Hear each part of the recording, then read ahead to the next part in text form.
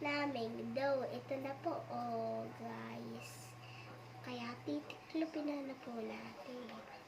Ito yun. Kaya i-envelope na natin to.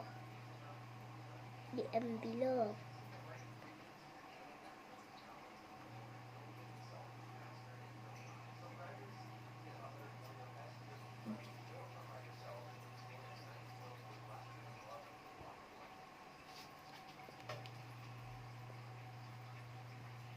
Ayan po.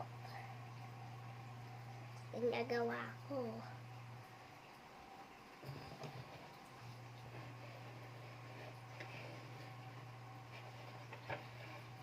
So, iiano naman natin.